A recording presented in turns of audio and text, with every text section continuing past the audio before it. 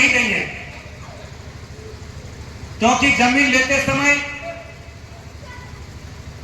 विस्थापितों के साथ जब बैठक होता है तो तरह तरह का प्रलोभन दिया जाता है कि हमारा काम चालू होगा तो यहाँ के लोग को रोजगार मिलेगा। लोगों को तो कुछ लोगों को तो रोजगार देता है, मगर उसका न्यूनतम मजदूरी नहीं देता है। एसपीसी पेमेंट करना इनका जिम्मेवारी है, इनका दायित्व बनता है, मगर एसपीसी पेमेंट नहीं देकर गरीबों का पैसा को काटकर भ्रष्ट लोगों तक पहुंचाने का काम ईसीएल प्रबंधन और आउटसोर्सिंग प्रबंधन किया जा रहा है।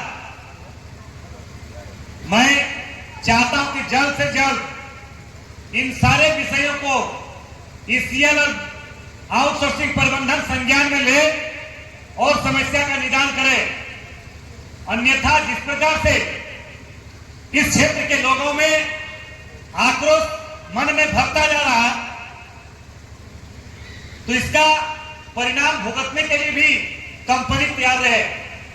और ईसीएल और आउटसोर्सिंग प्रबंधन चाहता है या समझता है कि हम गुंडा और माफिया के बदौलत कंपनी चला लेंगे, तो ढुल्लू महतो के रहते हुए कभी नहीं हो सकता है।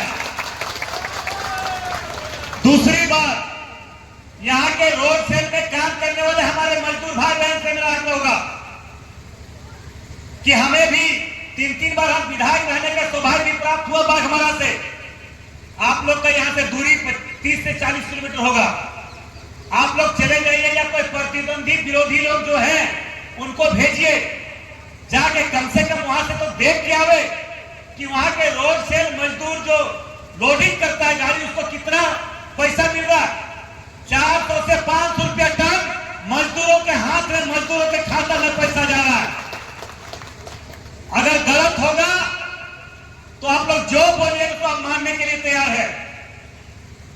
इसलिए ईसीएल प्रबंधन और यहाँ के जितने भी हमारे तमाम जो नेतृत्व करने वाले लोग, उनसे मेरा आग्रह होगा कि तत्काल तुरंत रोड सेल मजदूर को 400 से 500 रुपया प्रत्येक टन उनको लोडिंग दर दिया जाए।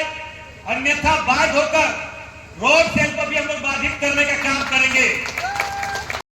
जरा बहुत जल्द 15 दिन के अंदर ईसीएल और आउटसोर्सिंग प्रबंधन इस क्षेत्र के ग्रामीणों के साथ, इस क्षेत्र के विस्थापितों के साथ, इस क्षेत्र में क्वार्टर झुग्गी झोपड़ी में रहने वाले हमारे साथियों के साथ बैठक करके इस क्षेत्र का जो एक एक समस्या है, पानी, बिजली, रोड, उनका समस्या को निदान करने का काम अति शीघ्र करे। अन्यथा किसी भी कीमत पर अनलीगल तरीके से ईसीएल या आउटसोर्सिंग कंपनी को नहीं चलने दिया जाएगा। मैं ये आश्वस्त करके जा रहा हूं। ईसीएल का समस्या हो चाहे आउटसोर्सिंग का समस्या हो, धीरे धीरे विकराल होते जा रहा है और सारे भ्रष्ट लोग एक तरफ है, सारे भ्रष्ट लोग एक तरफ होकर इस तरह का मनमानी और गरीबों के साथ अत्याचार, अन्याय, विस्थापितों के साथ अत्याचार, अन्याय होते हम लोग देख रहे हैं।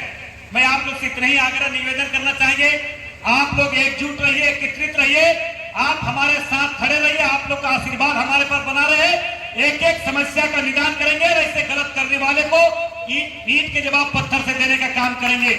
मैं इन्हीं उम्मीदें आपसे जुड़ी हुई है। ग्रामीण के साथ साथ यहाँ का जो रैयत है, जो सभी लोग आपसे एक आशा रखे हुए हैं कि यहाँ समस्याओं का निदान होगा कि यूं ही फिर ये सिलसिला चलता रहेगा। हर हाल में एक एक समस्या का निदान करना ईसीएल और यहाँ के जो आउटसोर्सिंग प्रबंधन उनको करना होगा। अगर किसी भी कीमत पर अगर यहाँ के आम जन से अगर जबरदस्ती करने का प्रयास किया तो कतई हम बर्दाश्त नहीं करने जा रहे हैं। और दूसरी बात है कि इस क्षेत्र में जो कोल बेरिंग क्षेत्र है, जो विस्थापितों का जो अधिकार बनता है उससे देना है। जो गैर विस्थापित है, जो गरीब लोग यहाँ पे बसे हुए हैं, उनको भी आवास देना होगा, उनको भी पुनर्वास करना होगा, तभी यहाँ पे उठेगा। इससे जबरदस्ती ईसीएल बोल देने से कि हम उठा देंगे, ऐसे हटा देंगे, ये कभी किसी कीमत पर नहीं हो सकता है। ये तो मैनेजमेंट का रवैया रहा है। एक नेता के मैनेजमेंट का जो रवैया रहा है, सिर्फ सुनना और समझना और काम नहीं, जीरो के बराबर दिखता है। नहीं, अब हम आए हैं आप देख लीजिएगा रिजल्ट निश्चित तौर पर मिलेगा। यहाँ पे रोड सेल चल रहा है, वहाँ पे 180 रुपया, हमारे यहाँ 400 से 500 रुपया प्रत्येक टन लोडिंग दे रहे हैं, यहाँ पे 180 रुपया दे रहा है। ये तो अन्याय है। गरीबों का खून पसीना का कमाई कौन खा रहा है? ये तो जांच का विषय है। प्रशासन से हम बोलते, जिला प्रशासन से भी हम कहना चाहेंगे कि इस पर तुरंत कार्रवाई करे। जो पैसा गरीब का खून पसीना का कमाई खा रहा है वैसे लोग पर कार्रवाई हो।